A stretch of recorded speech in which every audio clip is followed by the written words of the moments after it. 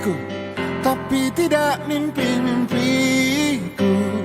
Kau bisa lumpuhkan tanganku, tapi tidak mimpi-mimpiku. Kau bisa merebut senyumku, tapi sungguh tak akan lama. Kau bisa merobek hatiku, tapi aku tahu obatnya. Manusia-manusia kuat, itu kita. Jiwa-jiwa yang kuat, itu kita. Manusia-manusia kuat, itu kita. Jiwa-jiwa yang kuat, itu kita. Kau bisa hitamkan putihku, kau takkan gelapkan apapun. Kau bisa runtuhkan jalanku, kan ku temukan jalan yang lain. Manusia-manusia kuat, itu kita. Jiwa-jiwa yang kuat, itu kita. Manusia-manusia kuat, itu kita. Jiwa-jiwa yang kuat, itu kita.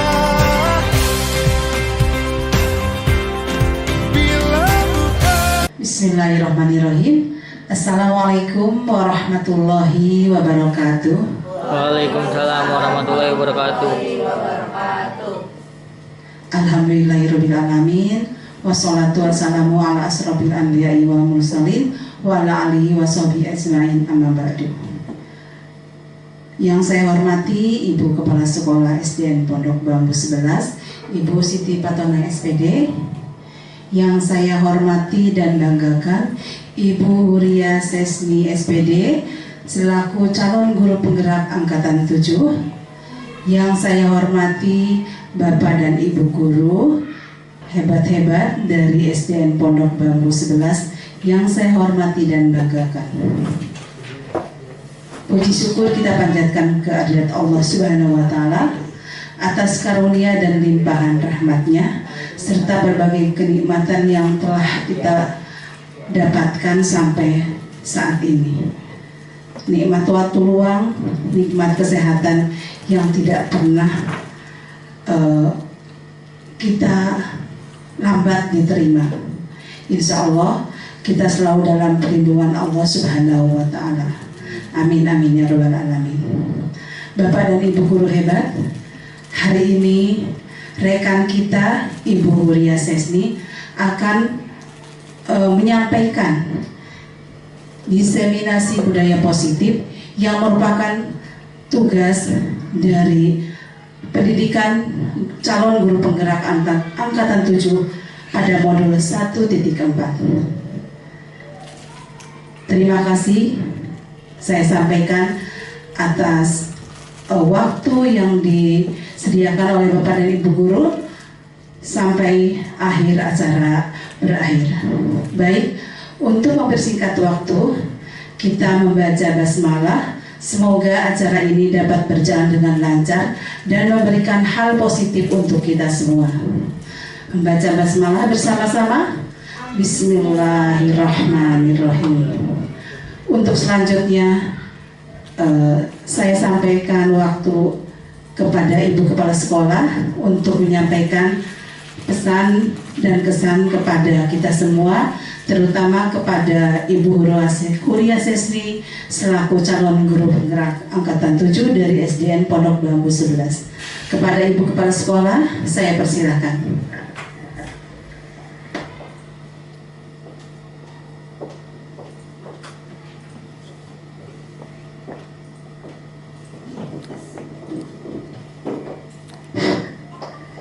Terima kasih kepada moderator yang telah memberikan kepada saya kesempatan. Assalamualaikum warahmatullahi wabarakatuh. Waalaikumsalam warahmatullahi wabarakatuh. Bismillahirrahmanirrahim. Alhamdulillahirabbil alamin. Wassalatu wassalamu ala asrofil anbiya'i mursalin wa ala alihi washabihi ajmain, amma ba'du. Yang saya hormati Bapak Ibu guru hebat, yang saya hormati Ibu Wakil Kepala Sekolah, Ibu Eli Sutrisna, dan yang saya banggakan Ibu Sesni sebagai calon guru penggerak angkatan ke-7. Puji syukur kehadirat ilahi Robi yang mana atas nikmatnya kita bisa berkumpul di tempat ini di SDN Pondok Bambu 11 dalam rangka diseminasi praktek baik calon guru penggerak angkatan ke-7 hari ini 17 Januari 2023 tentang budaya positif. Salawat serta salam tak lupa kita hanturkan kepada Nabi besar Muhammad SAW. Semoga kita menjadi pengikutnya sampai akhir zaman nanti. Pertama-tama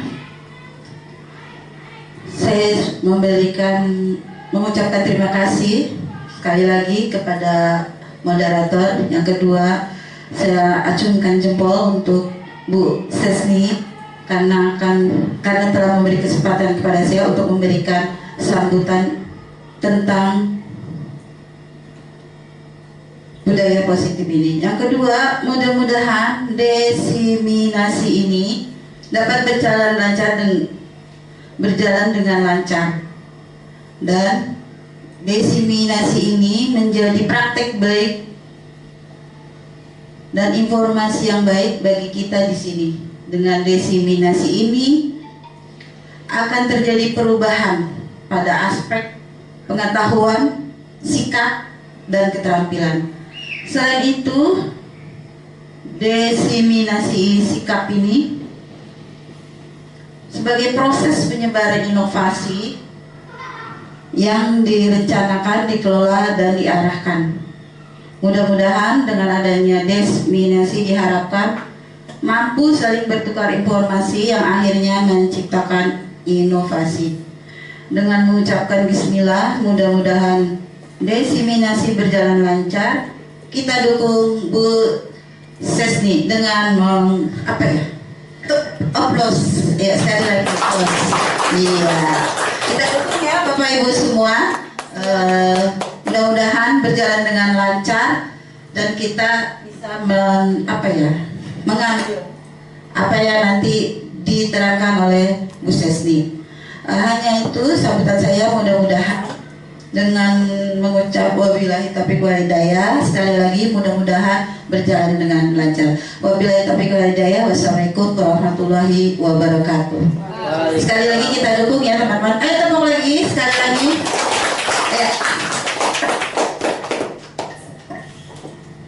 Ya, terima kasih atas sambutan yang disampaikan oleh Ibu Kepala Sekolah.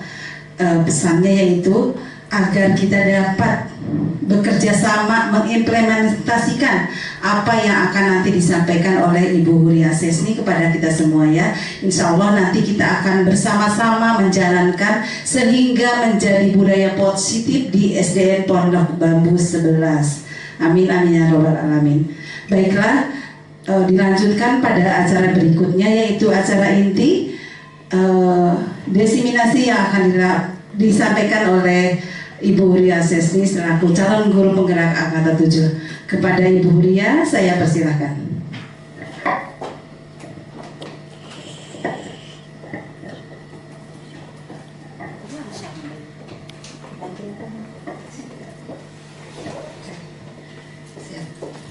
Oke, baik, bismillahirrahmanirrahim. Assalamualaikum warahmatullahi wabarakatuh. Waalaikumsalam warahmatullahi wabarakatuh.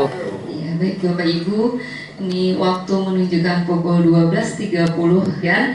Tapi saya mohon semangatnya untuk mengikuti kegiatan sosialisasi hari ini selama kurang lebih 1 jam. Baik Bapak Ibu, bersediakah untuk mengikuti kegiatan hari ini? Bersedia. Semangat Bapak Ibu? Semangat. Oke, baik, terima kasih. Saya di sini adalah bukan sebagai yang paling tahu, tapi saya hanya duluan tahu. Saya sedikit lebih duluan tahu daripada Bapak Ibu karena saya juga mendapatkan ilmu ini dari Bapak Ibu fasilitator dan guru pengajar praktik di Pendidikan Calon Penggerak Angkatan 7. Jadi saya hari ini bukan untuk mengajarkan tapi mentransfer atau memberikan sedikit apa yang saya ketahui. Saya pun baru belajar kurang lebih baru sekitar 2 bulan ya Bapak Ibu. Jadi apa yang saya ketahui mungkin belum sempurna. Jadi kita sama-sama membangun atau merubah apa yang perlu dirubah, yang baik menjadi lebih baik, yang belum baik menjadi baik. Baik, hari ini saya akan mensosialisasikan atau bahasa kerennya itu diseminasi.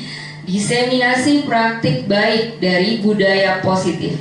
Ini ada di modul 1.4 ya. Oke, baik, kita lanjut. Ini adalah ibu fasilitator saya di kelas. Saya dapat kelas B30. Ini Ibu Kristanti Sri Purwanti, beliau berasal dari Yogyakarta.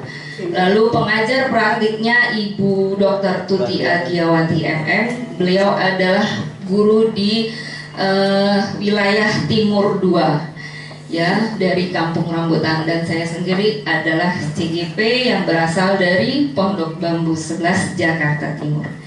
Baik, lanjut. Ini adalah slide yang ketiga yang saya buat. Saya di sini akan memaparkan sedikit tentang budaya positif. Saya menuliskan koneksi antar materi modul 1.4 budaya positif.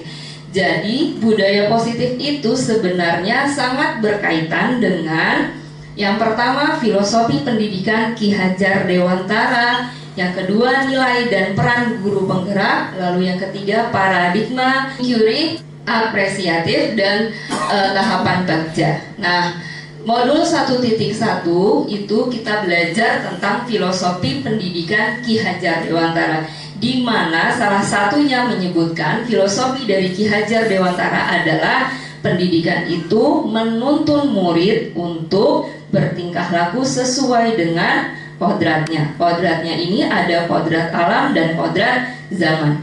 Jadi kita sebagai guru tugasnya untuk menuntun, bukan untuk menuntut anak menjadi apa, seperti apa yang kita inginkan, tapi kita menuntun tingkah lakunya, menuntun kodratnya sesuai dengan kodrat alam dan kodrat zaman. Kodrat alam dan kodrat zaman itu yang harus kita ketahui. Peran sebagai guru adalah salah satunya peran sebagai pemimpin pembelajaran, di mana kita harus membangun lingkungan yang positif agar budaya positif ini bisa terwujud di sekolah kita. Nah, setelah budaya positif terwujud, mudah-mudahan visi kita, visi sekolah impian kita bisa terlaksana. Nah, dengan apa caranya? Metode yang dipakai adalah dengan metode inquiry apresiatif tadi ya, melalui tahapan bagja. Dengan apa sih ini? IA ini, paradigma IA ini adalah dengan berfokus pada kekuatan yang ada di sekolah ini. Apa yang ingin kita munculkan, bukan pada masalah yang kita kedepankan, tapi pada kekuatan yang ada di sekolah ini. Kekuatan dari siswanya, kekuatan dari guru-gurunya, juga kekuatan dari prasarana yang ada di sekolah ini. Nah, tujuan terakhirnya adalah untuk mewujudkan budaya positif di sekolah, menumbuhkan karakter siswa menuju visi sekolah impian. Jadi ini yang akan kita bahas pada hari ini. Lanjut. Ini budaya positif. Budaya positif itu adalah sebuah nilai-nilai atau keyakinan-keyakinan yang ada di sekolah yang berpihak pada murid, agar murid itu berkembang menjadi manusia-manusia mempunyai profil yang sudah kita ketahui bersama, yaitu terrangkum dalam profil pelajar Pancasila. Ada 6 dimensi. Dimensi yang pertama kita ketahui sebagai dasar yang harus kita kuatkan pada siswa-siswa kita adalah dimensi berkarakter dan berakhlak mulia, mempunyai budi pekerti yang luhur. Lalu yang kedua ada dimensi mandiri, dimensi bersikap kritis, dimensi-dimensi yang pendidikan nasional harapkan bisa terbentuk dari pendidikan dengan karakter atau dengan kurikulum merdeka sekarang yang sudah pemerintah canangkan. Ini budaya positif bisa kita tampilkan. Ini dia. Disiplin positif itu akan membentuk lingkungan positif dan akan menghasilkan budaya positif. Nah, bagaimana cara-caranya? Cara-caranya adalah sebagai guru kita bertugas untuk menciptakan lingkungan positif. Lingkungan positif itu lingkungan yang nyaman, lingkungan yang aman bagi murid-murid untuk belajar, lingkungan yang membangun potensi-potensi murid kita untuk bisa terus mengasah kemampuan-kemampuannya. Nah, disiplin positif ini artinya bukan hanya serta-merta kita menyuruh atau meminta anak-anak untuk berlaku sesuai dengan peraturan, tapi disiplin positif di sini meminta atau membangun motivasi intrinsik dari siswa tersebut agar mereka membiasakan kebiasaan-kebiasaan itu menjadi sebuah karakter. Dari karakter-karakter tadi, karakter-karakter baik tadi akan menjadi kebiasaan, lalu kebiasaan-kebiasaan tadi akan membudaya. Nah, budaya yang kita inginkan adalah budaya positif.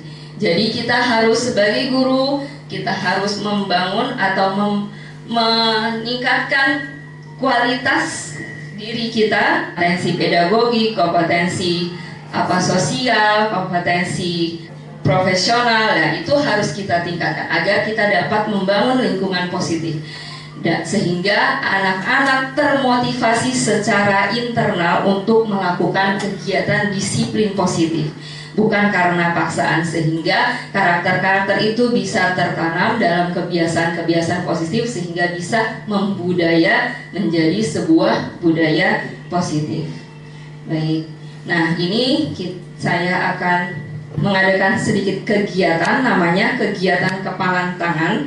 Jadi ada dua orang Bapak Ibu, saya minta di tangannya seolah-olah Bapak Ibu itu menggenggam sesuatu yang sangat berharga yang Bapak Ibu miliki sampai saat ini, ya, seolah-olah Ibu Bapak menggenggam hal tersebut. Nah, nanti yang di sampingnya, Bapak Ibu guru yang ada di sampingnya mencoba untuk merebutnya, ya, dengan sekuat tenaga dengan berbagai cara, misalnya dengan rayuan, bujukan, atau bisa juga ekstrimnya tarikan. Nah, apakah Bapak Ibu akan tetap menjaga sesuatu yang berharga itu atau melepaskannya?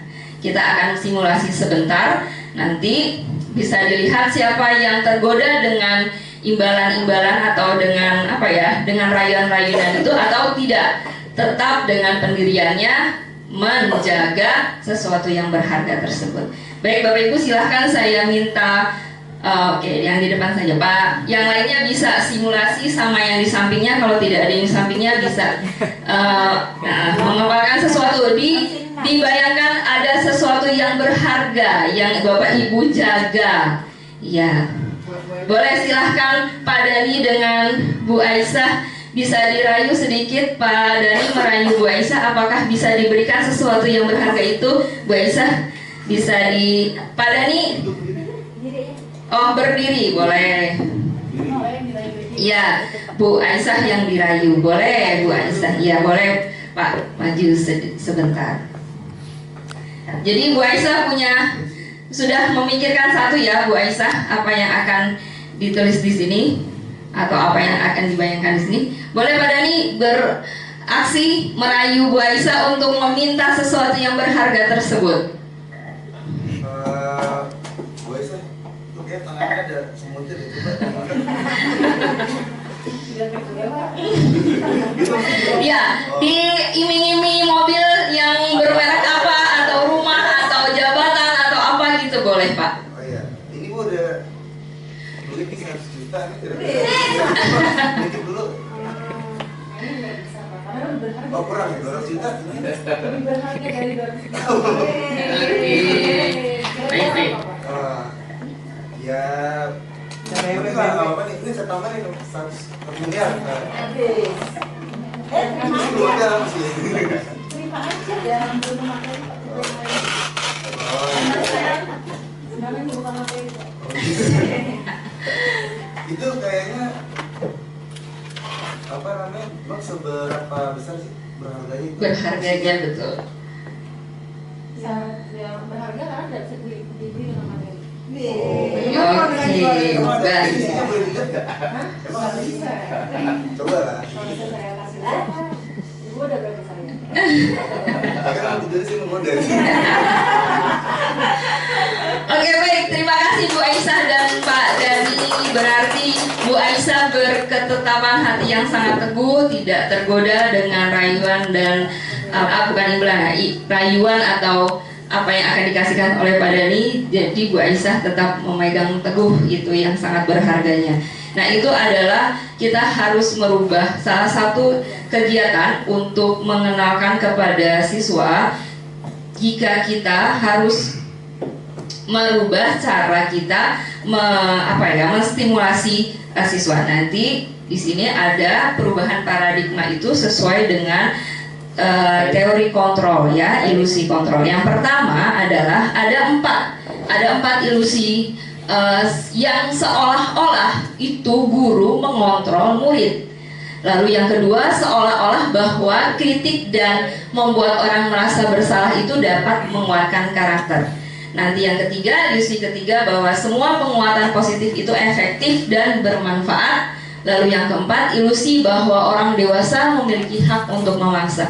Nah, semua ini ada dalam teori stimulus respon namanya, ya. Nanti diperbaiki atau dirubah melalui teori kontrol. Ini penjelasannya bahwa ilusi guru mengontrol murid. Pada saat si guru ini tampak untuk mengontrol murid, pada dasarnya si murid itu punya keyakinannya dia sendiri, ya. Walaupun tampaknya kita sedang mengontrol perilaku murid, nah murid itu sebenarnya sedang mengizinkan dirinya untuk dikontrol oleh guru. Nah, teori kontrol ini menyatakan bahwa semua perilaku memiliki tujuan, bahkan terhadap perilaku yang tidak disukai. Ini ilusi yang pertama. Lalu ilusi bahwa kritik dan membuat orang merasa bersalah dapat menguatkan karakter itu sebenarnya tidak, malah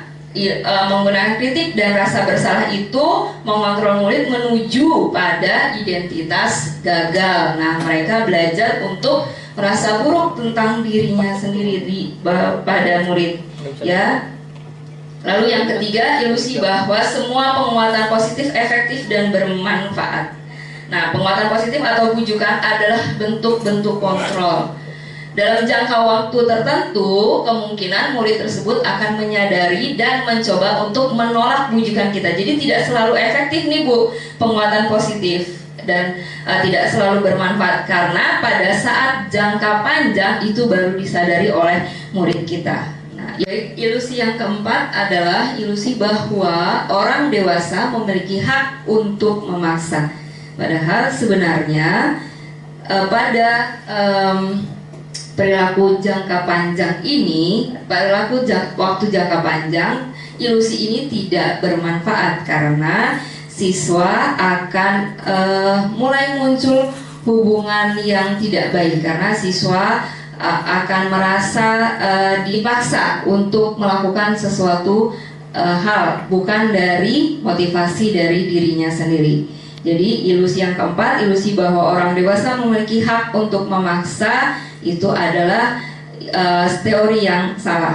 Kita bisa lihat di sini teori dari stimulus respon dan teori kontrol. Jadi stimulus respon menyebutkan bahwa kita mencoba mengubah orang agar berpandangan sama dengan kita.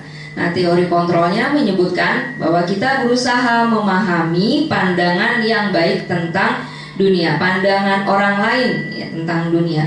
Jadi yang harus berperan atau mengubah paradigmanya adalah kita sendiri. Teori kontrol menyebutkan kita berusaha memahami pandangan orang lain tentang dunia.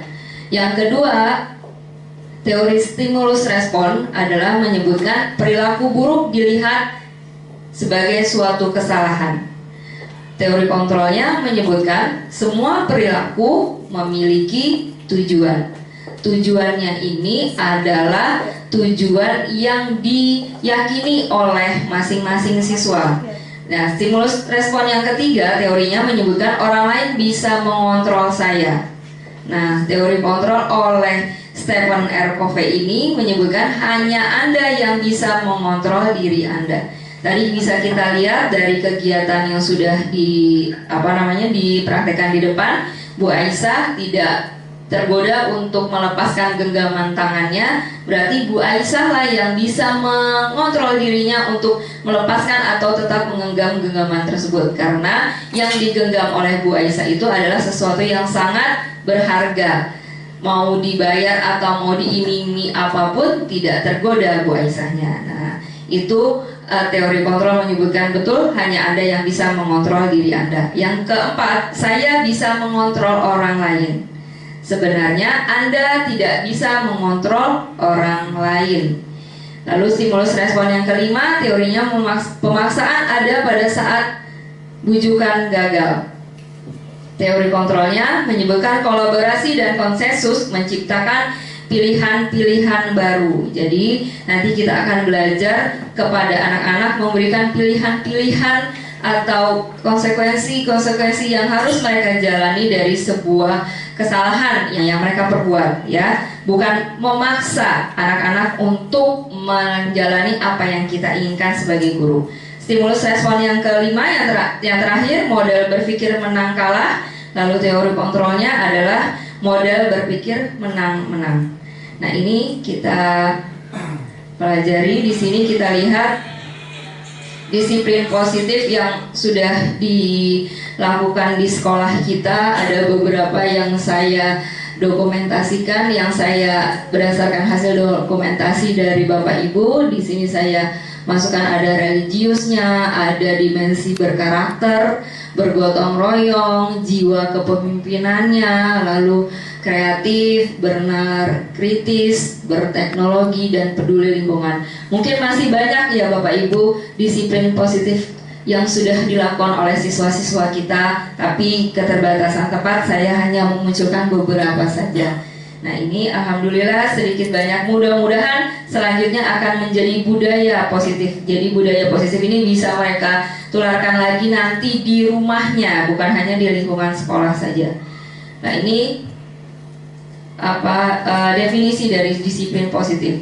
Jadi disiplin positif ini adalah tujuannya untuk menumbuhkan kesadaran serta memberdayakan murid untuk melakukan sesuatu tanpa sogokan, ancaman maupun hukuman. Jadi intinya adalah berharap murid ini mempunyai motivasi intrinsik.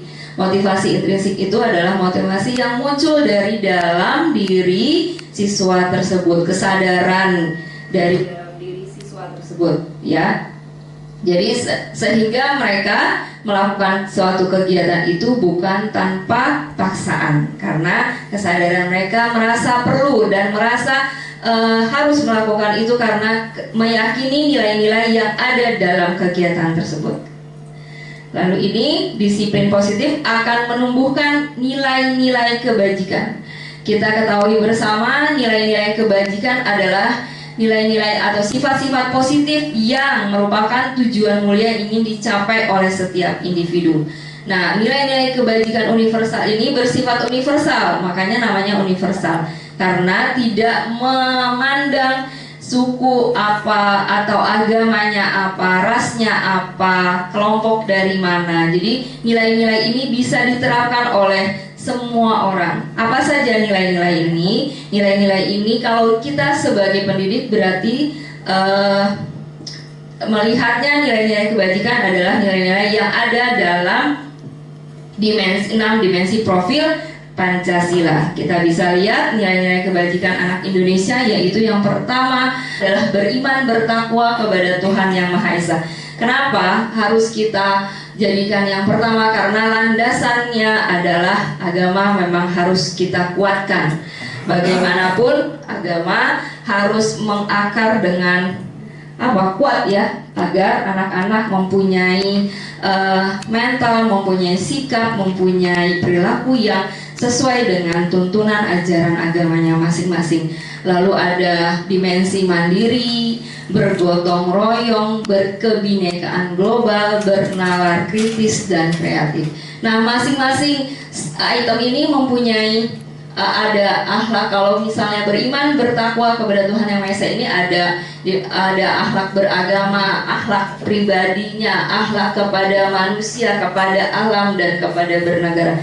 Makanya pemerintah dalam standar pendidikan nasional pada pasal 12 menyebutkan bahwa tujuan dari pendidikan nasional kita adalah salah satunya ingin membentuk siswa-siswa kita mempunyai karakter-karakter yang ada di profil pelajar Pancasila, karena ini sudah merangkum semua dimensi, ya sudah buat sedemikian rupa oleh para pengambil kebijakan. Jadi kita sebagai guru yang ada di satuan pendidikan mempunyai tugas yang mulia ini untuk membentuk siswa-siswa kita untuk menjadi siswa yang mempunyai profil pelajar Pancasila.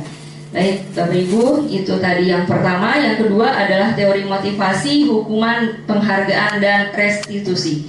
Apa saja yang kita dapat pahami dari yang kedua, poin kedua ini? Teori motivasi perilaku manusia. Nah, teori motivasi perilaku manusia ini dibagi menjadi motivasi eksternal dan motivasi internal atau tujuan disiplin positif. Kalau eksternal kita bisa lihat biasanya pada umumnya anak-anak yang baru mempunyai motivasi eksternal itu melakukan suatu kegiatan itu karena untuk menghindari ketidaknyamanan atau untuk menghindari hukuman. Jadi misalnya dia berpakaian rapi gitu, berpakaian lengkap ya karena takut untuk dihukum atau takut dimarahi gurunya, untuk menghindari dimarahi gurunya. Nah, itu motivasinya baru dari eksternal. Lalu ada dua lagi. Yang kedua, motivasi eksternal itu untuk mendapatkan imbalan dari orang lain atau institusi. Ini juga bukan saja untuk murid tapi juga bisa terjadi untuk guru. Misalnya saya melakukan kegiatan disiplin datang tepat waktu. Nah, imbalannya saya berharap saya tidak dipotong gajinya atau saya tidak dipotong TKD-nya. Nah, itu motivasinya baru motivasi eksternal. Nah, yang harus kita tanamkan, harus kita bangun pada diri sendiri juga pada murid kita itu motivasi internal, karena tujuan untuk disiplin positif. Apa itu motivasi internal? Motivasi internal ini untuk menghargai diri kita sendiri, juga untuk menghargai keyakinan-keyakinan yang sudah kita yakini.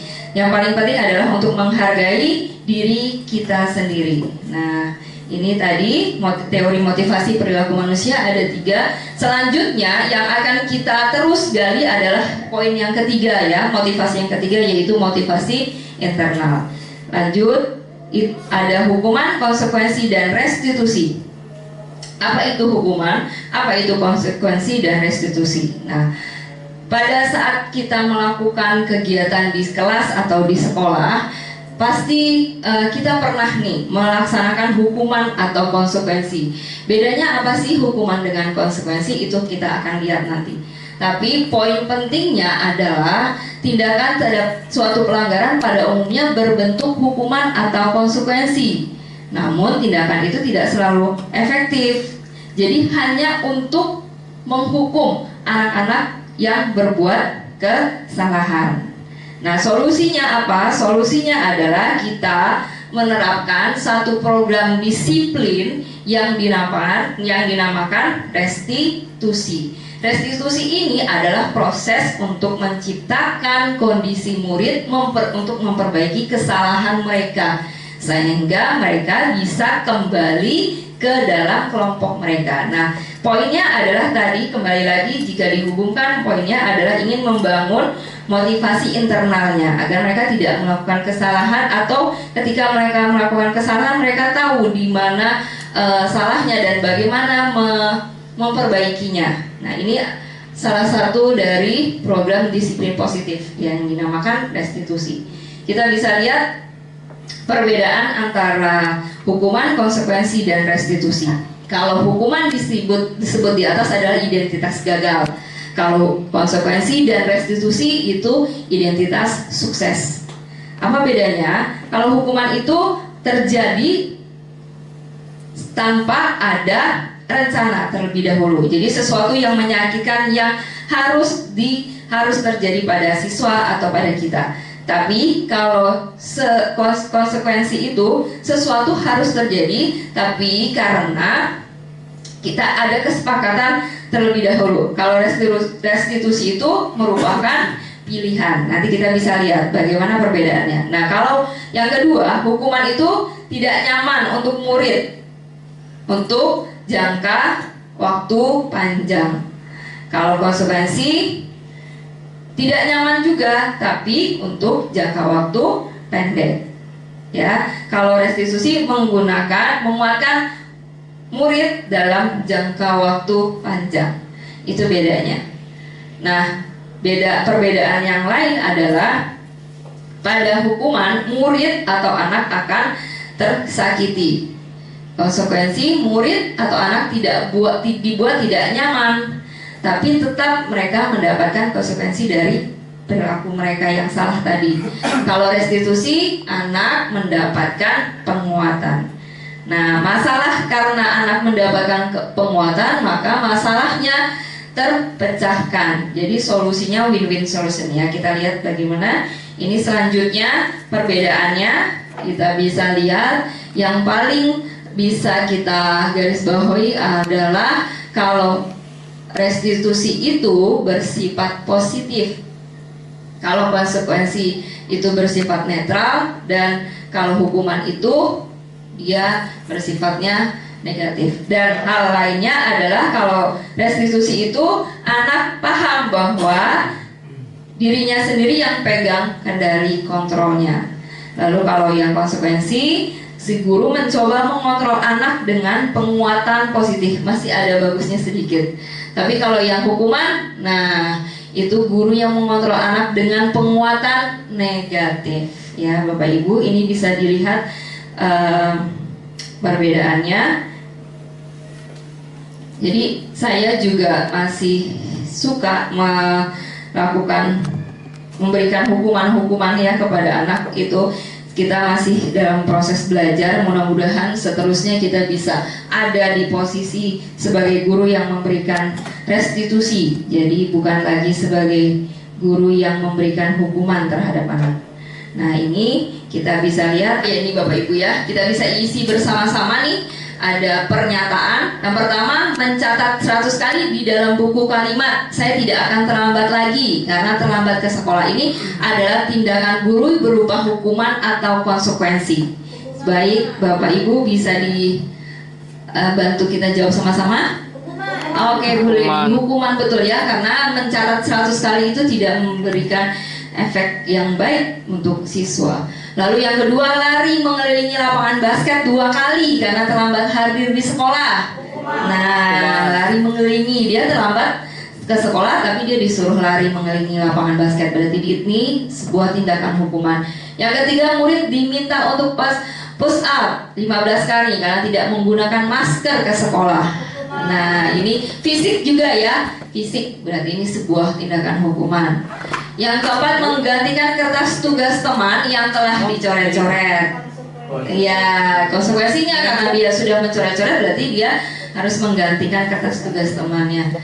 Yang kelima, membersihkan tumpahan air di meja tulis karena tersenggol pada saat belajar. Ini sebuah konsekuensi dari kegiatannya, dia sudah menumpahkan air di meja. Selanjutnya, lari mengelilingi lapangan basket 2 kali karena terlambat 10 menit untuk pelajaran PJOK. Ya, ini konsekuensi karena berhubungan dengan pelajaran PJOK. itu adalah kegiatan untuk belajar dari kesalahan. Lalu restitusi memperbaiki hubungan, ya. Jadi bukan gurunya nanti akan marah-marahi siswanya, tapi memperbaiki hubungan dengan muridnya. Kita mencari tahu apa yang menyebabkan anak-anak ini melakukan kesalahan. Restitusi adalah tawaran, bukan paksaan. Yang keempat, restitusi menuntun untuk melihat ke dalam diri. Juga restitusi mencari kebutuhan dasar yang mendasari tindakan tersebut. Nah, ini nanti kita bisa lihat bagaimana prakteknya. Restitusi fokus pada karakter, bukan tindakan. Restitusi itu restitusi menguatkan. Jadi dia menguatkan si anak tadi. Restitusi fokus pada solusi, dan yang terakhir restitusi mengembalikan murid yang berbuat salah pada kelompoknya. Jadi nanti pada akhir restitusi, kegiatan restitusi selesai, kita bisa melihat anak-anak itu kembali bergabung, kembali ceria, bermain bersama. Ya, itu salah satu tujuan restitusi. Ini kita bisa lihat motivasi eksternal. Kita lihat ini pada siswa yang bernama Afriandi. Afriandi ini kemarin berarti harusnya papan tulisnya iya. dong. Pada saat saya mau mengajar pada pagi hari, papan tulisnya belum dihapus. Iya.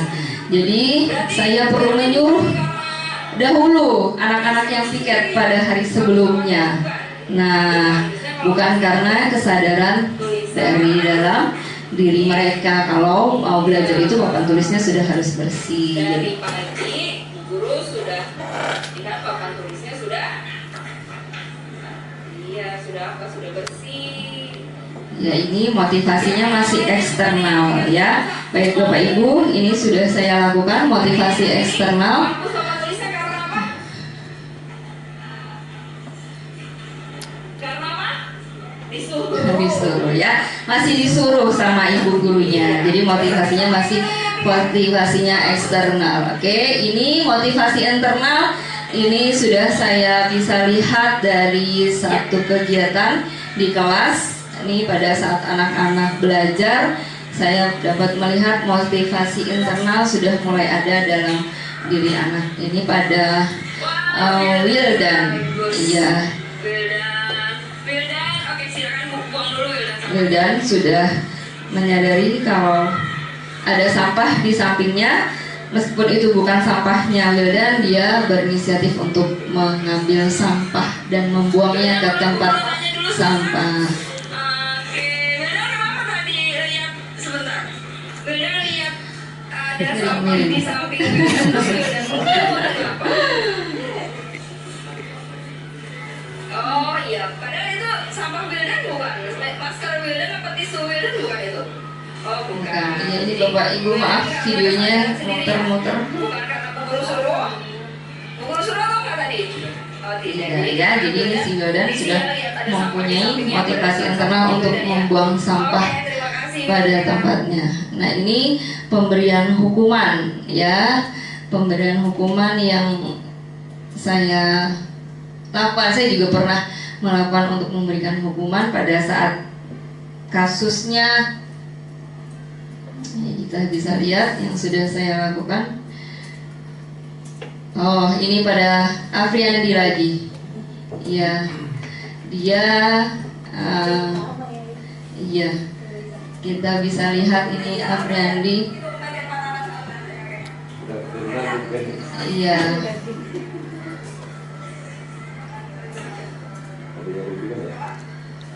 Saya menerapkan hukuman fisik, Bapak Ibu.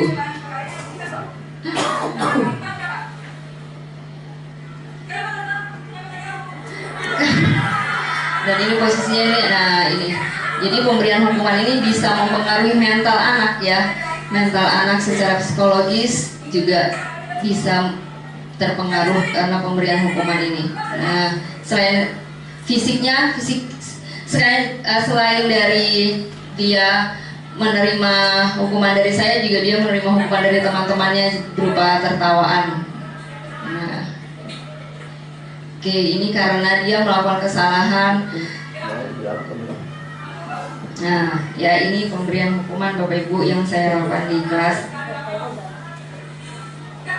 Karena sudah berulang kali nih si Apriandi ini melakukan kesalahan yang sama.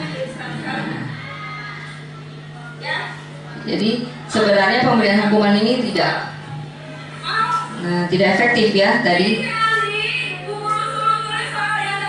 Nah ini ya, katanya 100 kali mau dia. Nah ini. Oke, kita lanjut. Ini disiplin untuk dalam bentuk konsekuensi. Si Aisyah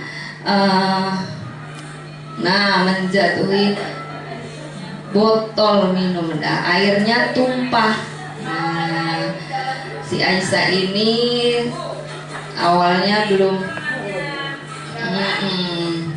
mempunyai inisiatif sepertinya untuk langsung mengambil KMPL, harus dipancing terlebih dahulu. Jadi saya menyarankan dia untuk mengambil KMPL agar nanti tidak terinjak atau menyanderai temannya yang lain. Tidak sengaja katanya ya. Ini disiplin dalam bentuk konsekuensi karena dia sudah menumpahkan air minumnya, berarti dia harus membersihkan. Nah ini oke, ini bentuk konsekuensinya. Lanjut, ini disiplin dalam bentuk restitusi.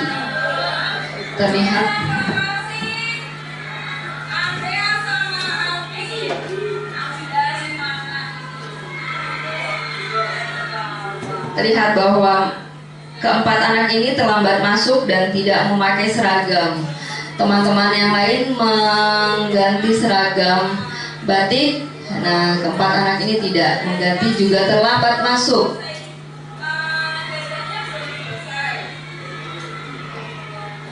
Restitusinya yang saya lakukan adalah meminta mereka untuk memikirkan. Nah, untuk memikirkan solusi perbaikannya apa terhadap tindakan yang salah ini.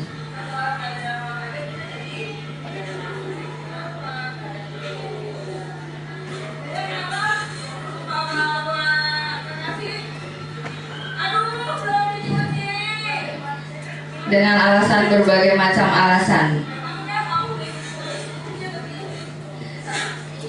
Solusinya adalah yang ditawarkan oleh mereka belajar di perpustakaan katanya. Mereka memilih belajar di perpustakaan dan membuat dari buku bacaan yang mereka baca, mereka akan membuat ringkasannya atau intisari dari yang mereka baca itu dari buku tersebut. Nah, mereka sadar melakukan kesalahan.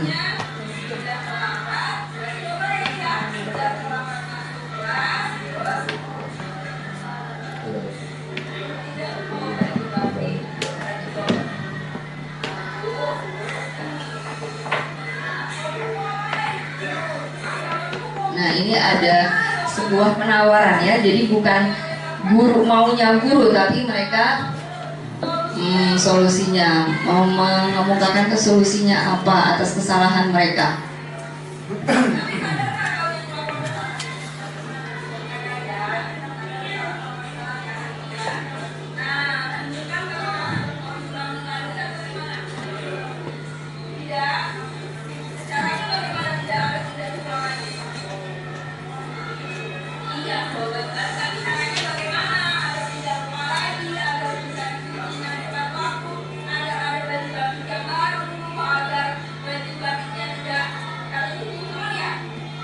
Oke, baik, ini Bapak Ibu restitusi yang sudah saya lakukan di kelas. Nah, ini lalu budaya positif yang ketiga adalah kesepakatan kelas. Kesepakatan kelas. Kenapa bukan peraturan kelas saja, tapi harus kesepakatan kelas atau keyakinan kelas? Karena kalau peraturan kelas itu sifatnya hanya satu arah. Jadi kita sebagai guru ingin murid seperti A, B, C, D, atau kita sebagai guru menginginkan anak-anak berlaku A, B, C, D. Kalau keyakinan kelas, kita menjalankan keyakinan itu berdasarkan hasil dari kesepakatan yang dibuat oleh siswa dan guru. Jadi mereka berkontribusi untuk membuat keyakinan tersebut. Nilai-nilai apa saja yang akan mereka akan mereka terapkan di kelas, ya. Nah, ini nilai-nilai yang mendasari pembentukan keyakinan kelas adalah nilai-nilai kebajikan. Balik lagi ke nilai-nilai kebajikan universal.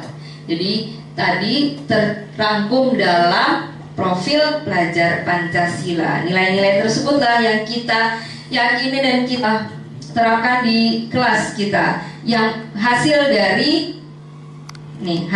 rembukan bersama-sama dengan murid. Jadi murid akan lebih bersemangat dan tergerak untuk melaksanakan keyakinan kelas.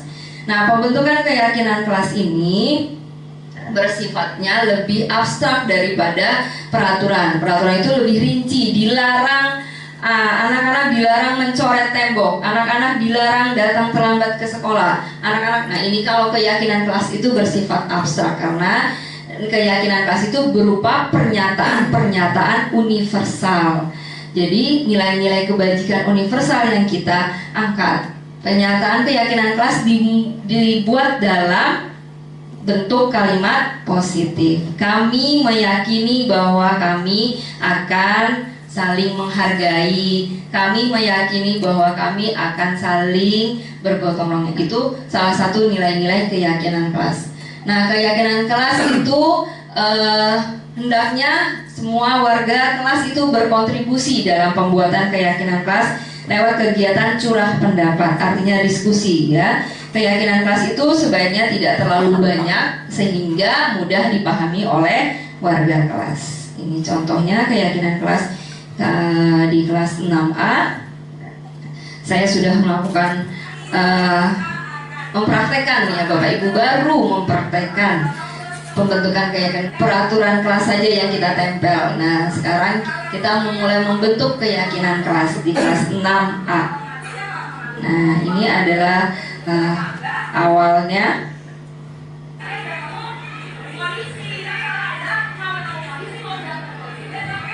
Oke.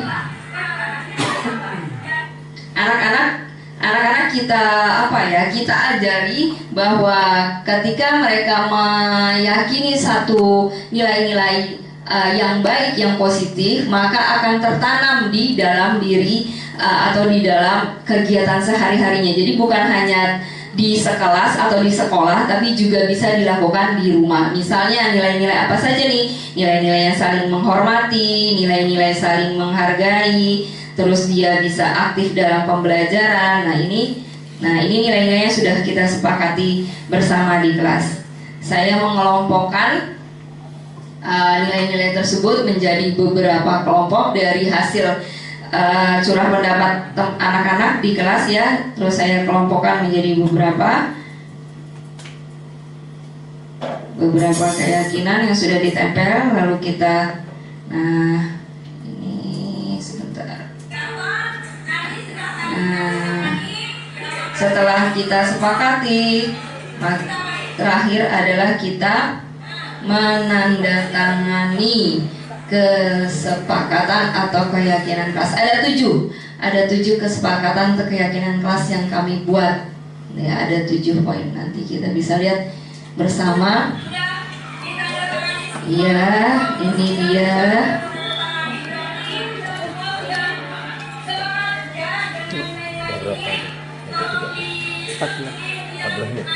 Tadi kayaknya kepencet karena itu kan baterainya habis tadi. Saya masukin ini kayaknya kepencetin.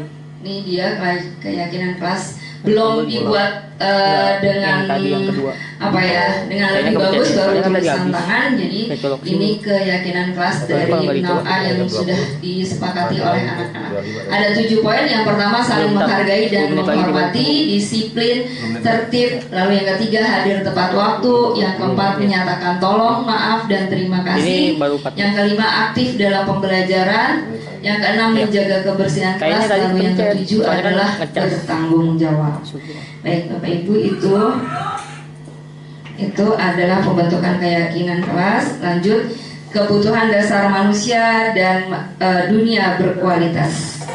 Konsep yang keempat, kebutuhan dasar manusia ini ada 5. Kebutuhan yang pertama adalah bertahan hidup, lalu kebutuhan untuk merasa menguasai, kebutuhan untuk mendapatkan kasih sayang dan rasa diterima, lalu kebutuhan kesenangan, dan kebutuhan yang kelima adalah kebutuhan kebebasan.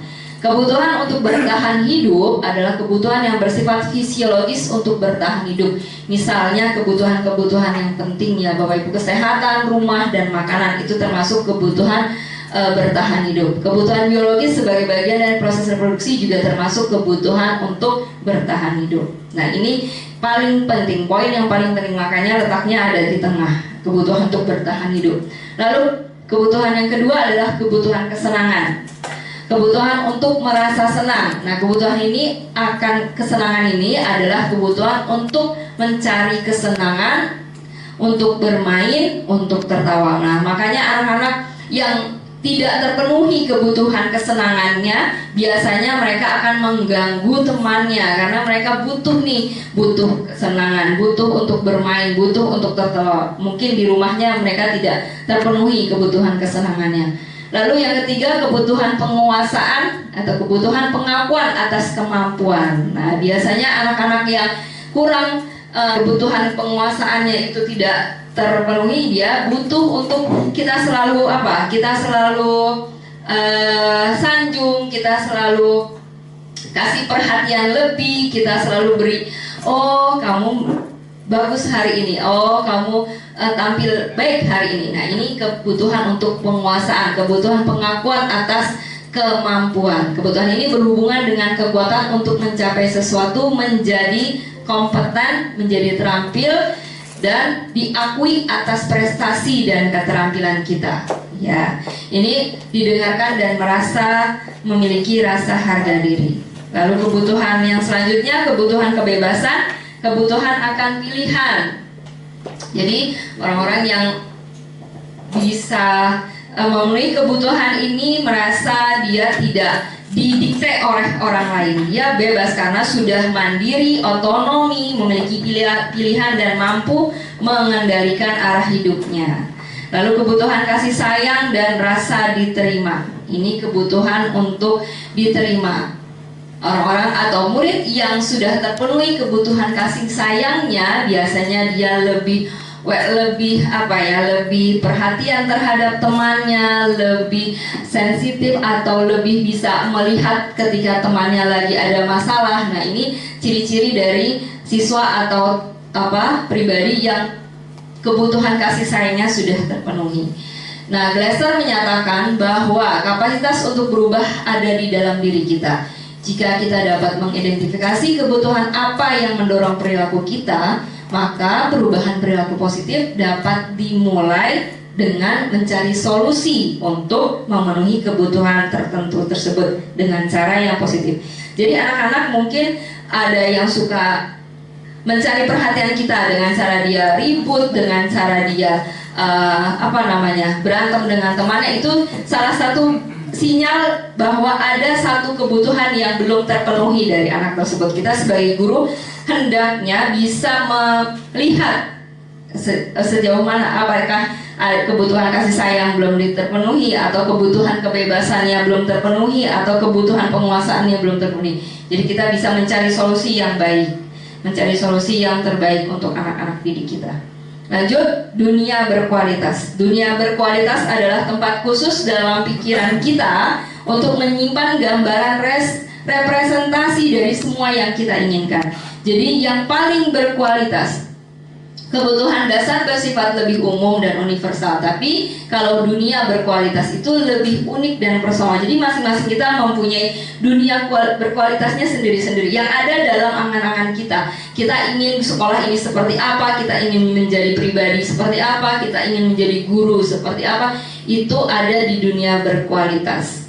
Jadi dunia berkualitas ini adalah gambaran representasi dari semua yang kita inginkan. Nah, bila guru dapat membangun interaksi yang memberdayakan dan memerdekakan murid, maka murid akan meletakkan dirinya sendiri sebagai individu yang positif dalam dunia berkualitas mereka. Ya, oke. Yang kelima adalah 5 posisi kontrol. 5 posisi kontrol bisa kita lihat Bapak Ibu. Di sini ada posisi penghukum, posisi pembuat orang merasa bersalah, posisi teman, posisi guru sebagai pemantau, dan posisi guru sebagai manajer. Apa ya? Manajer. Oke. Nah, kalau sebagai penghukum itu dia ada di posisi pertama Bapak Ibu. Tadi yang saya lakukan kepada Apriani itu adalah posisi penghukum. Nah, guru biasanya akan menghardik atau menunjuk-nunjuk siswa tersebut, menyakiti dan menyindir. Terus guru juga akan mengatakan, awas ya kamu, rasakan kamu. Nah, itu biasanya ciri-cirinya pada posisi kontrol penghukum. Nah, hasilnya apa? Hasilnya siswa akan memberontak, menyalahkan orang lain, akan berbohong. Nah, itu efeknya dari kita ada di posisi penghukum, ya.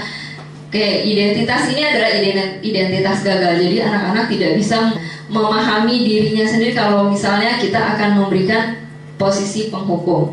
Nah, murid akan berkata pada dirinya, biarkan saja, nanti juga dimarahi lagi, gitu. Itu posisi penghukum. Dampaknya murid akan melakukan kesalahan yang sama, mengulangi kesalahannya. Lalu posisi yang kedua, pembuat orang merasa bersalah. Nah, ini biasanya guru dengan suara yang lembutnya bisa mengatakan kepada muridnya, Ibu kecewa dengan sikap kamu seperti ini. Ibu sudah berulang kali memberikan mengasih tahu kamu, tapi kamu terus melakukannya. Kamu bagaimana? Ibu kecewa, seharusnya kamu begini. Nah, itu biasanya kalimat-kalimat yang dikeluarkan oleh guru dalam posisi pembuat orang merasa bersalah. Tapi efeknya kepada murid merasa rendah diri, ya. Nah, murid akan berkata kalau yang tadi dia penghukum, biarkan saja, nanti juga dimarahi. Kalau yang pembuat orang merasa bersalah, murid akan mengatakan, maafkan saya Bu, gitu. Oke, lanjut. Posisi yang ketiga adalah posisi guru sebagai teman. Nah, posisi guru sebagai teman. Karena posisinya sebagai teman, maka lebih santai, lebih mudah untuk masuk kepada anak murid. Jadi biasanya kalimat-kalimatnya, ayolah lakukan ini demi ibu, kamu gak kasihan sama ibu kan sudah membantu kamu. Nah, itu posisi kalimat-kalimat pada guru yang mengambil posisi teman. Oke, posisi yang keempat adalah posisi kontrol sebagai pemantau. Di sini guru memantau tindakan-tindakan murid, ya. Salah satu contohnya adalah guru akan berkata, apa peraturannya? Kamu sudah tahu belum peraturan yang sudah kita sepakati? Kamu sudah paham belum keyakinan kelas yang sudah kita buat kemarin? Kenapa kamu melakukan kesalahan ini lagi? Nah, biasanya guru pada posisi pemantau akan menghitung dan mengukur. Apa yang dihitung dan yang diukur itu adalah satu tadi keyakinan kelas yang sudah kita buat. Nah, biasanya akan memberikan tugas-tugas atau konsekuensi pada siswa itu berupa tulisan atau berupa kegiatan-kegiatan yang bisa dihitung. Guru akan membuat tugas-tugas yang bisa murid itu memperoleh bintang. Nah, itu pada posisi pemantau. Lalu pada posisi yang paling terakhir atau posisi kontrol identitas berhasil, ini kontrol diri, identitas berhasil atau sukses, ini pada posisi manajer. Jadi anak-anak diusahakan untuk menghargai dirinya sendiri. Di guru berbuat apa pada posisi manajer ini? Guru mengajukan pertanyaan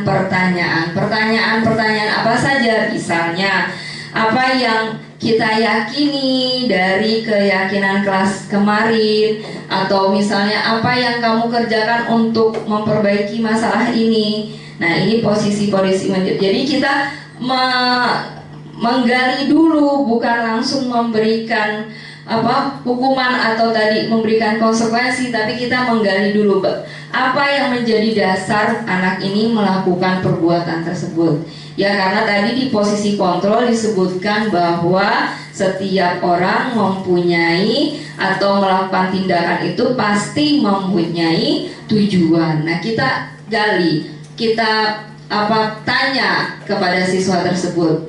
Nah, di sini bisa kita lihat bahwa hasilnya adalah dengan posisi manajer yang diperankan oleh guru dapat menguatkan pribadi siswa. Siswa jadi bisa mengevaluasi dan memperbaiki dirinya, menemukan solusinya bersama dengan guru.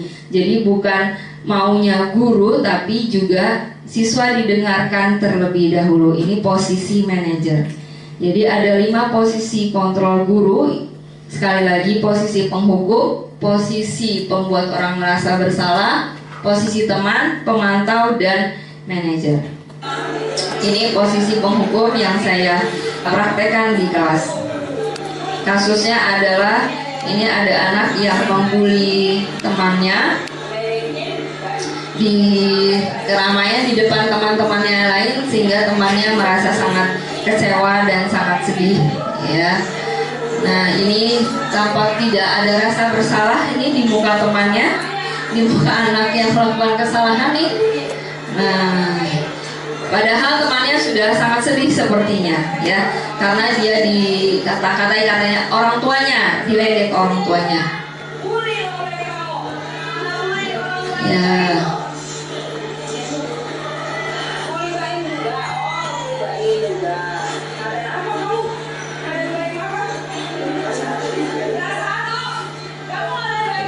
Oh iya, kata fisiknya, ini membuli fisiknya juga, ya. Ini posisi penghukum. Bisa lihat bahwa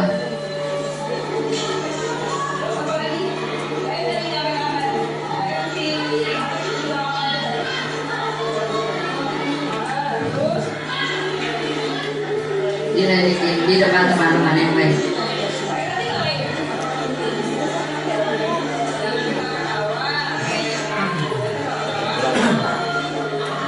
Tampaknya tidak ada rasa bersalah dan melakukan kesalahan ini sudah berulang, ya, si anak ini. Nah, jadi saya harus mengambil posisi penghukum, sebagai penghukum, agar anak ini jera untuk tidak membuli temannya lagi. Oke, selanjutnya ini posisi teman. Saya mengambil posisi teman.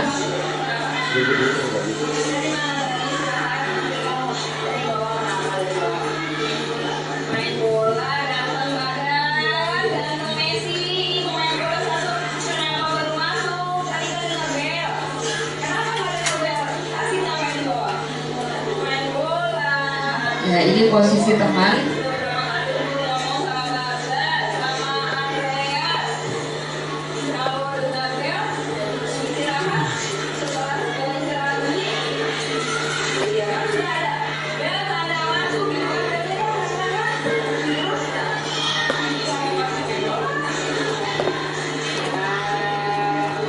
Saya mengucapkan iya, mengambil posisi teman untuk kasus ini. Lalu ini posisi merasa bersalah dan posisi manajer kita.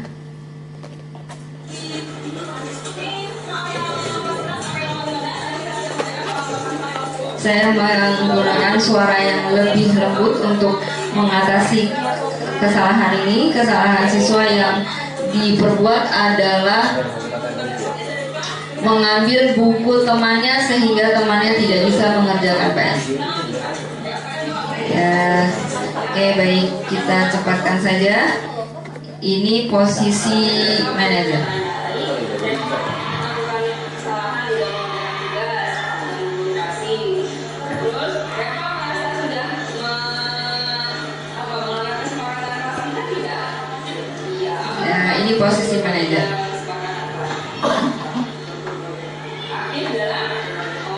Jadi si anak ini sadar bahwa dia melanggar atau tidak melakukan keyakinan kelas yang sudah disepakati, yaitu tidak aktif dalam pembelajaran. Ini posisi manajer. Ini selanjutnya posisi kontrol sebagai pemantau. Ya. Ini pada saat kasusnya. Nah,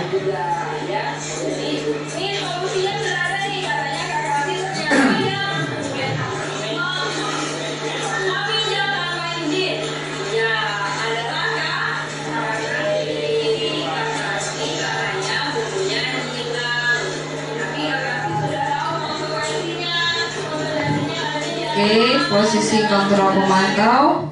Nah, yang terakhir adalah konsep segitiga restitusi. Tadi sudah kita bahas sedikit konsep segitiga restitusi. Kita bisa lihat segitiganya yang bagian bawah adalah poin untuk menstabilkan identitas. Ini adalah hal yang harus kita lakukan pertama kepada siswa ketika siswa melakukan kesalahan, ya, menstabilkan dulu identitasnya. Lalu nanti kita akan melakukan validasi tindakan yang salah, ya. Validasi tindakan yang salah itu kita bisa mengajukan pertanyaan, kenapa mereka melakukan hal itu? Pasti ada alasannya. Nah, lalu yang ketiga terakhir adalah menyatakan keyakinan kelas apa yang telah kita sepakati dan mereka ingin menjadi orang seperti apa. Ini kita lihat 3 sisi segitiga restitusi. Yang pertama adalah menstabilkan identitas. Nah, teori kontrolnya adalah kita semua akan melakukan hal terbaik yang bisa kita lakukan.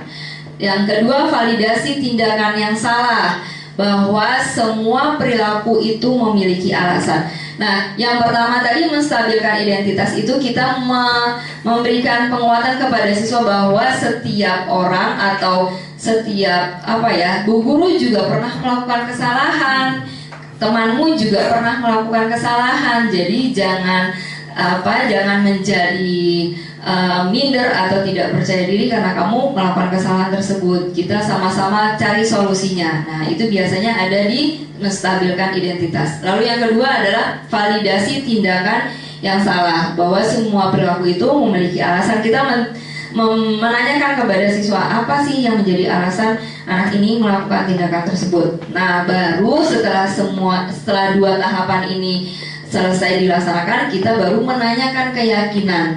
Apa sih ini motivasi internalnya untuk memperbaiki kesalahan ini, apa solusinya, apa ini kita tawarkan kepada anak-anak.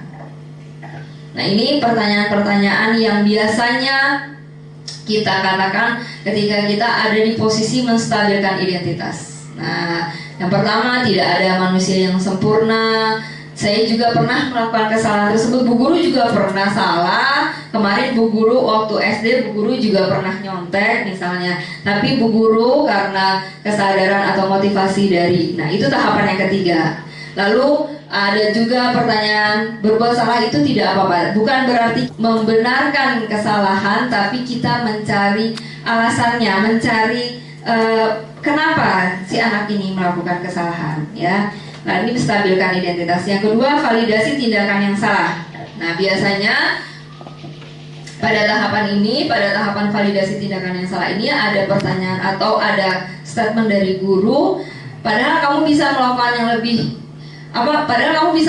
lebih buruk dari ini ya, tapi kamu tidak lakukan. Nah, ini adalah validasi tindakan yang salah. Artinya kita yakin bahwa anak ini sebenarnya dia tidak mau melakukan kesalahan ini, tapi karena satu alasan atau beberapa alasan dia melakukan kesalahan. Nah, kita akan tanya. Nah, ada juga pernyataan, kamu patut bangga pada dirimu sendiri karena kamu telah melindungi sesuatu yang penting buatmu. Ini juga kalimat-kalimat atau pernyataan-pernyataan yang ada pada tahapan validasi tindakan yang salah. Lalu setelah kita melakukan validasi tindakan yang salah, kita menanyakan keyakinan. kita baru bertanya kepada siswa. Setelah mereka paham tadi mereka melakukan kesalahan apa, alasannya apa, baru kita tanyakan apa nilai-nilai umum yang telah kita sepakati kemarin di kelas. Lalu kamu ingin jadi pribadi yang seperti apa gitu. Kita menanyakan ini pada tahap terakhir ketika si anak siap, sudah paham bahwa dia sadar melakukan kesalahan, terus sadar bagaimana harusnya untuk memperbaikinya, baru kita menanyakan keyakinan kepada anak pada tahap yang ketiga. Nah, ini adalah contoh kegiatan segitiga restitusi yang sudah saya lakukan di kelas. Baik, kita saksikan sebentar. Ini pada tahap pertama, menstabilkan identitas. Ini Umay, kasusnya adalah dia menyontek pada saat ulangan, gitu.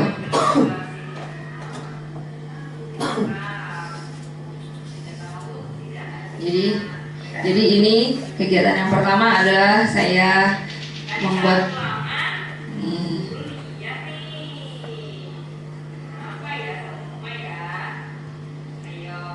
dia menyadari, si anak ini menyadari bahwa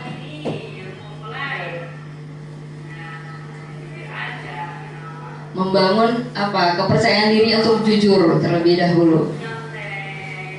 Oke, tahapan yang kedua adalah tahapannya setelah kita menanyakan keyakinan kelas, itu yang ketiga. Oke, segitiga restitusinya saya buat 2 kasus.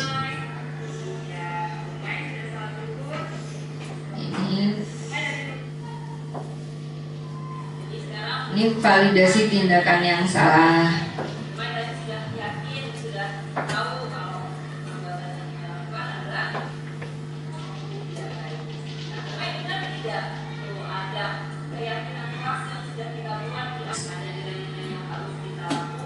Oke, lanjut. Ini kasus pertama. Lalu kasus yang kedua pada kasusnya Hafid. Nah, ini dia. Kesalahannya adalah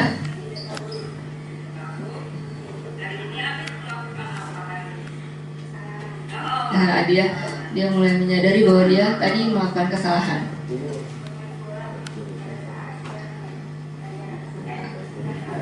Ya, anak ini bermain bola pada saat bel masuk sudah terdengar, jadi masuk kelasnya terlambat. Ya, ini saya melakukan menstabilkan identitas terlebih dahulu, lalu validasi tindakan yang salah, dan terakhir adalah menanyakan keyakinan. Pada akhirnya si anak merasa sadar bahwa apa yang dilakukan salah dan berjanji untuk tidak melakukan hal tersebut lagi, gitu.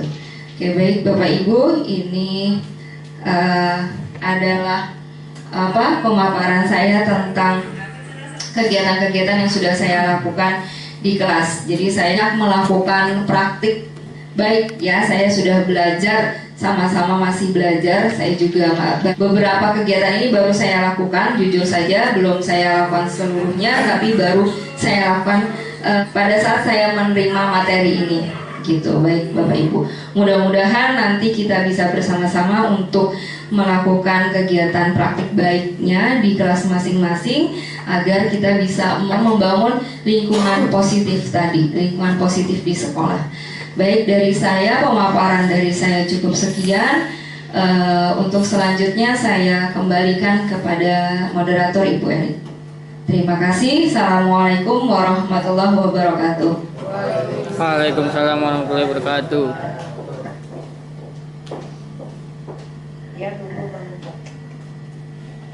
Alhamdulillahirrahmanirrahim. Pemaparan yang disampaikan oleh Ibu Sesni, Ibu Huria Sesni telah selesai. Luar biasa banget, memberikan pengetahuan yang sebelumnya belum pernah kita dapatkan. Betul nggak Bapak Ibu? Betul ya. Kita beri aplaus untuk Ibu Huria Sesni. Semoga apa yang disampaikan oleh Ibu Sesni dapat kita implementasikan di sekolah kita tercinta ya. Insya Allah ya Bapak Ibu semua. Ya, kita ingin menciptakan suasana yang aman, nyaman, sehingga anak-anak betah belajar di sekolah kita dan membuat budaya positif bagi sekolah kita. Insya Allah ya, kita ada sesi pertanyaan. Barangkali ada dari Bapak dan Ibu yang ingin bertanya mengenai apa yang tadi disampaikan oleh Ibu Ria. Mangga silakan, ada yang mau bertanya? Ada Ibu Lintang dan Ibu Lady. Baik, saya ke Ibu Lintang dulu ya.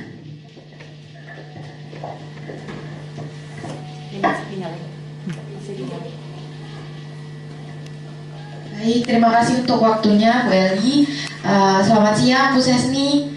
Saya punya pertanyaan, tapi sebelumnya boleh ditunjukkan atau ditampilkan mengenai posisi control manager yang ada di presentasinya Bu Sesni. Yang ada di, ya. Oke, terima kasih Bu Sesni. Jadi itu kan kita tadi sudah dijelaskan begitu ya, ada penghukum, pembuat orang merasa bersalah, sebagai teman, sebagai pemantau, dan sebagai manajer. Pertanyaan saya adalah, apakah boleh dalam praktiknya ketika di sekolah penerapan disiplin sehari-hari di kelas itu guru tidak selalu berada di posisi kontrol manajer begitu. Jadi tidak selalu di posisi yang mengajukan pertanyaan-pertanyaan atau dia akhirnya mengevaluasi, tetapi dia terkadang menjadi seorang teman, terkadang dia juga jadi penghukum. Apakah itu boleh? Segitu saja pertanyaan saya. Terima kasih. Baik, terima kasih Bu Lintang, luar biasa pertanyaannya ya. Jadi pertanyaan kalau boleh saya sampaikan kembali bahwa bagaimana boleh tidak jika seorang guru tidak selalu menggunakan posisi sebagai manajer ya Bu Lintang ya, tapi ada sebagai pemantau, sebagai pembuat rasa bersalah dan sebagainya. Monggo silakan Bu Sesni dijawab. Oke, baik Bu Lintang, terima kasih pertanyaannya. Menurut hemat saya yang saya sudah baca, posisi manajer memang posisi yang paling bagus, yang paling ideal bagi seorang guru ketika dia menghadapi kasus atau menghadapi masalah muridnya. Tapi tidak selalu posisi manajer itu bisa kita terapkan. Bisa jadi kita akan ada di posisi teman atau akan ada di posisi pemantau, tergantung dari kesiapan siswa tersebut. Bisa jadi siswa tersebut belum siap nih menerima pertanyaan-pertanyaan, belum siap untuk kita tanyai atau ya stimulus motivasi intrinsiknya. Nah, kita turun ke posisi teman atau kita turun ke posisi pembuat orang merasa bersalah.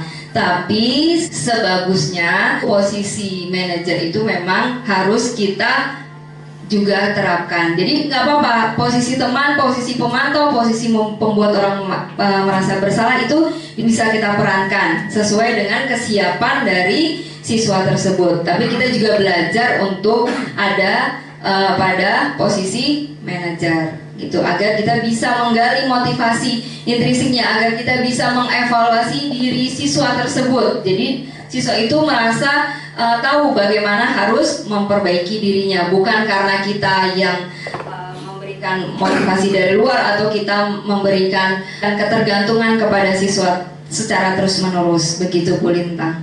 Itu jawaban saya yang sesuai dengan apa yang saya terima pelajarannya dari Bapak Ibu di LMS, juga di pengajar praktik dan fasilitator. Baik Bu Lintang, terima kasih pertanyaannya. Untuk pertanyaannya Bu Lady.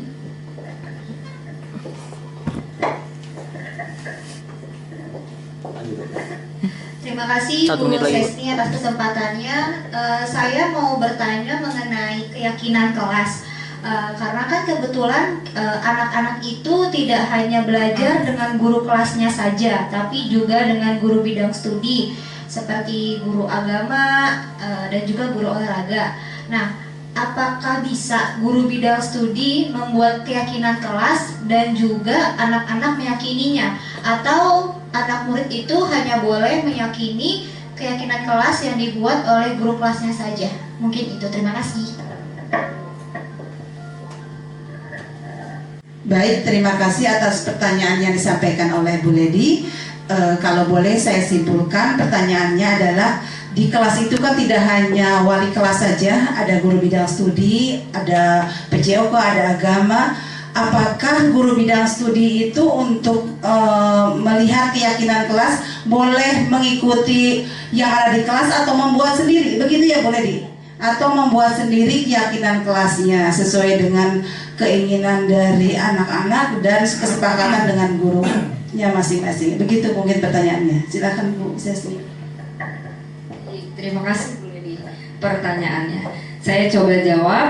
Jadi masing-masing guru itu biasanya mempunyai stylenya masing-masing ya. Jadi misalnya mungkin kalau di kita nih guru kelas mencakup beberapa pelajaran. Ada guru bidangnya, guru agama, guru PJOK, dan guru SBK ya. Nah tapi masing-masing guru itu akan ketika dia akan membuat keyakinan kelas apakah diperkenankan atau tidak gitu.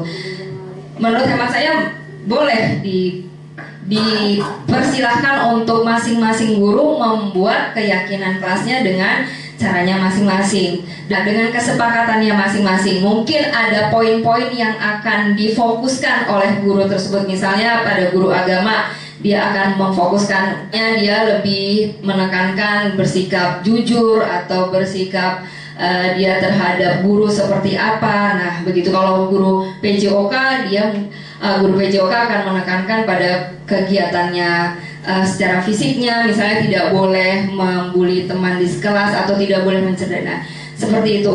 Jadi pada dasarnya setiap guru boleh membuat keyakinan kelasnya masing-masing, tapi pada akhirnya pun yang akan dibahas atau yang akan diyakini, akan dibuat kesepakatan kelasnya itu adalah nilai-nilai tadi, nilai-nilai kebajikan universal tadi.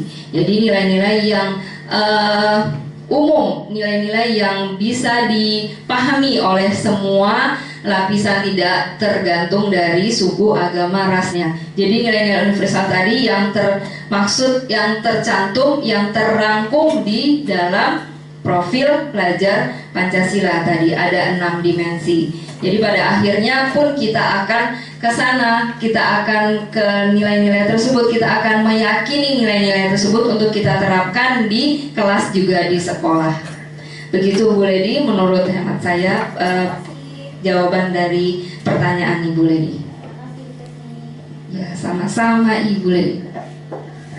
Baik, terima kasih untuk Bu Ledi dan Bu Linta yang telah memberikan pertanyaan yang luar biasa dan membuka kembali cakrawala kita tentang keyakinan kelas ya, dan juga posisi kita sebagai seorang pendidik di dalam kelas kita dalam menghadapi sebuah masalah. Baik.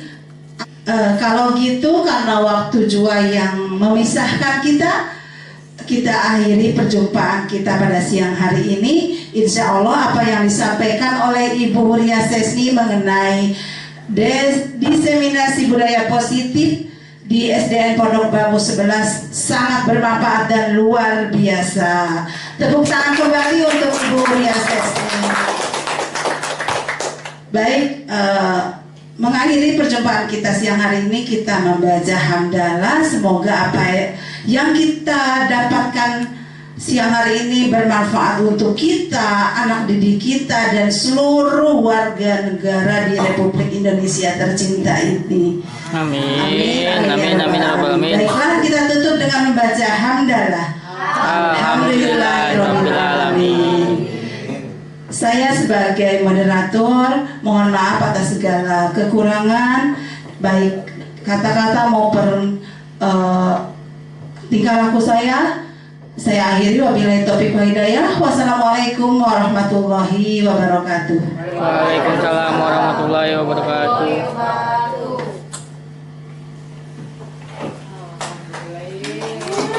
Bismillahirrahmanirrahim.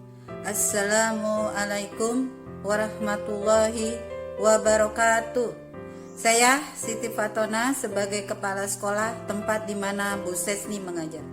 Saya bangga dengan Bapak Ibu guru SDN Pondok Bambu 11 yang mempunyai kinerja dan etos kerja yang tinggi. Khususnya saya bangga pada Bu Sesni yang masuk menjadi calon guru penggerak. Bergerak, tergerak, menggerakkan. Diseminasi atau pengimbasan yang dipaparkan Bu Sesni merupakan aksi nyata dalam program guru penggerak. Mudah-mudahan pengimbasan ini bersifat permanen, tak seperti magnet, apabila ditinggalkan permanetannya akan hilang.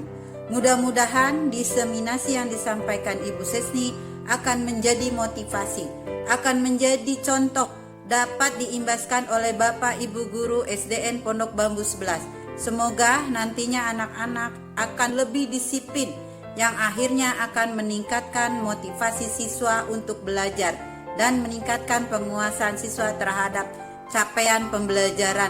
Akhirnya dapat meningkatkan prestasi siswa.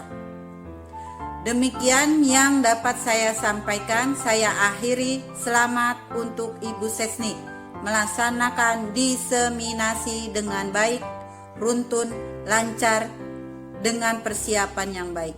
Wabillahi taufiq wal hidayah. Wassalamualaikum warahmatullahi wabarakatuh. Assalamualaikum warahmatullahi wabarakatuh. Saya Bu Aisyah, rekan sejawat dari Bu Huria Sesni di SDN Pondok Bambu 11. Menurut saya dari apa yang telah disampaikan oleh Bu Sesni mengenai budaya positif sudah sangat baik diterapkan di sekolah kami, terutama mengenai disiplin positif. Sebenarnya di sekolah kami telah banyak siswa yang telah menjalankan perilaku disiplin, tapi mereka menjalankannya karena dorongan ekstrinsik seperti ingin mendapatkan pujian atau menghindar dari hukuman, bukan dari kesadaran diri mereka sendiri. Kami mendapatkan ilmu yang sangat bermanfaat. Kami sebagai guru jadi mengetahui bagaimana cara menempatkan diri kami.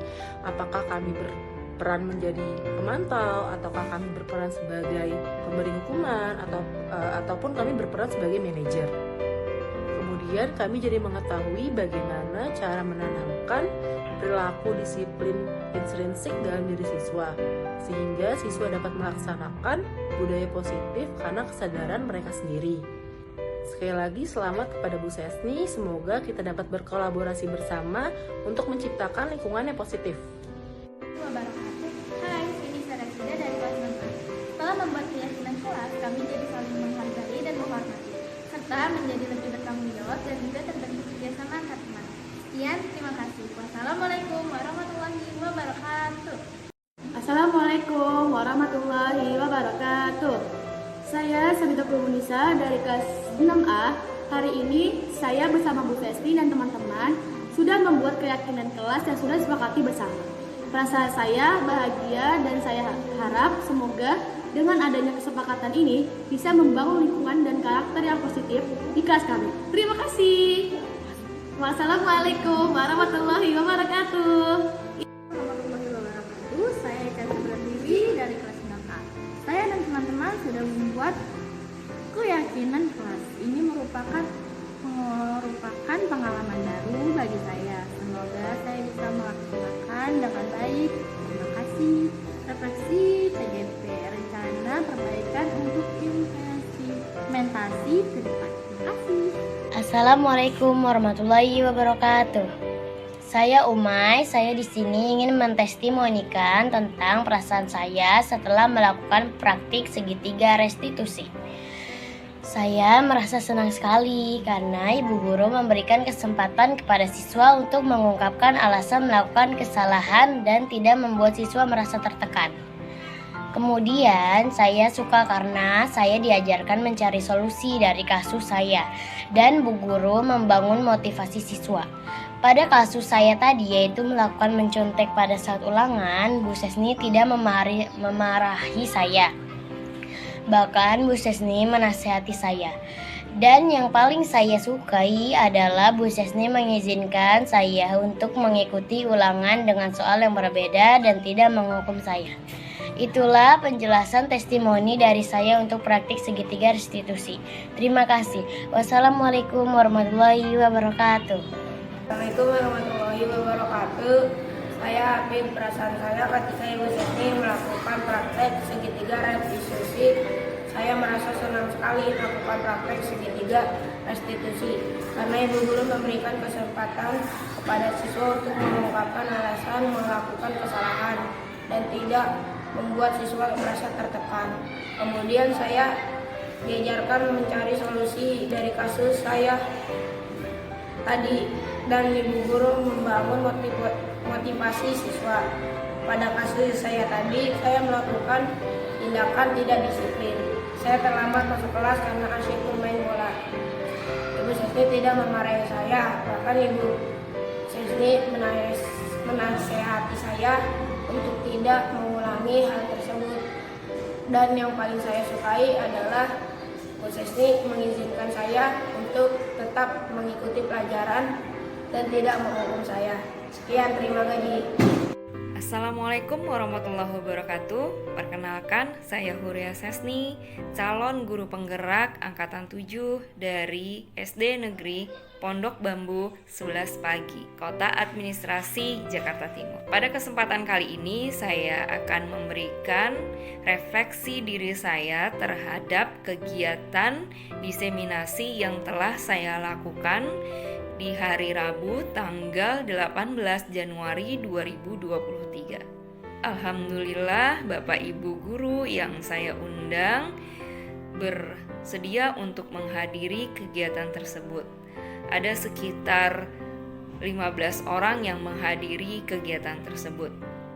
Pada kesempatan tersebut, saya memaparkan konsep-konsep inti tentang bagaimana kita sebagai guru menciptakan budaya positif di lingkungan sekolah. Saya melengkapi presentasi saya dengan dokumentasi kegiatan yang sudah saya lakukan di kelas. Di antaranya ada ketika saya membuat keyakinan kelas, ketika saya menerapkan 5 posisi kontrol, lalu ketika saya mencoba untuk menerapkan hukuman dan penghargaan, dan melihat bagaimana motivasi yang ada di dalam diri siswa. Saya juga sudah melaksanakan kegiatan segitiga restitusi. Alhamdulillah kegiatan diseminasi berlangsung dengan lancar dan Bapak Ibu guru yang mengikuti kegiatan tersebut terlibat dengan aktif. Mereka juga mengikuti beberapa kegiatan, diantaranya seperti kegiatan kepalan tangan, lalu menjawab apakah kasus ini termasuk hukuman, konsekuensi. Saya berharap setelah kegiatan pengimbasan ini ada dampak positif yang bisa kami terapkan kepada siswa-siswi kami di kelas maupun juga kepada Bapak Ibu guru di lingkungan sekolah. Karena budaya positif ini bisa terlaksana karena adanya kolaborasi antara semua pihak, bukan hanya kerja satu orang guru atau beberapa orang guru saja. Sebagai guru penggerak, saya berharap mempunyai komitmen tinggi untuk melaksanakan kegiatan-kegiatan yang dapat menciptakan budaya positif. Pembelajaran yang saya dapatkan ketika saya menerapkan beberapa konsep baik tersebut di kelas adalah saya jadi mengetahui bagaimana seharusnya guru memposisikan dirinya terhadap masalah yang dihadapi siswa. Guru seharusnya tidak boleh langsung menjudge atau menilai siswa itu salah atau betul sebelum guru tersebut mendengarkan alasan dari siswa tersebut melakukan kegiatan yang salah tadi.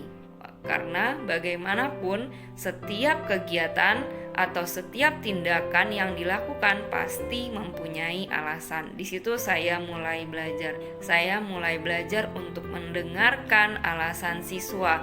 Saya mulai belajar untuk menanyakan keyakinan yang dimiliki oleh siswa terlebih dahulu. Saya jadi menyadari siswa yang berperilaku atau menunjukkan tindakan yang salah menandakan bahwa ada kebutuhan dasar dari diri mereka yang tidak terpenuhi.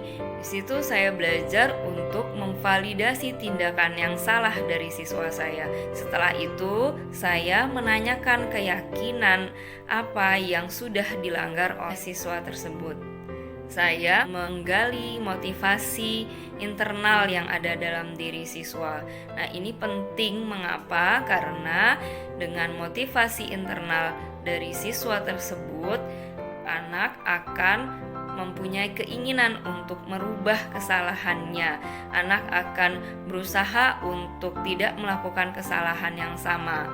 Jadi, ketika anak sudah siap untuk kita tanyai tentang tindakan mereka yang salah, alasannya apa, baru kita ajak untuk mencari solusi yang terbaik. Jadi solusinya kita dapat dari pendapat mereka, bukan dari inisiatif semata dari gurunya. Guru tidak boleh memaksakan keinginan pribadinya untuk dilaksanakan oleh siswa. Jadi dalam menyelesaikan masalah harus didengar apa pendapat siswa, sehingga siswa mempunyai motivasi intrinsik. Ya, siswa tahu apa yang harus dia lakukan untuk memperbaiki kesalahannya dan selanjutnya tidak mengulangi kesalahannya lagi. Budaya positif itu dimulai dari hal yang sederhana. Budaya positif dilakukan secara terus-menerus dan kontinu dan dilakukan secara bersama-sama, berkolaborasi antar semua pihak yang ada di sekolah, sehingga visi misi sekolah impian bisa terwujud. Semoga apa yang sudah saya lakukan merupakan sebuah awal yang baik untuk melakukan perubahan baik di sekolah maupun di lingkungan kelas saya. Perubahan menuju terwujudnya lingkungan budaya positif. Semoga beberapa tahun ke depan kami bisa melihat karakter-karakter kuat dari murid-murid kami. Kami bisa melihat mereka mempunyai integritas yang sangat tinggi, mempunyai kecakapan baik secara intelektual dan kecakapan secara tingkah laku. Kami berharap murid-murid nanti bisa mempengaruhi positif kepada teman-temannya baik di lingkungan sekolah maupun lingkungan pergaulan di rumah maupun lingkungan pergaulan di masyarakat secara luas. Terima kasih. Salam Guru Penggerak.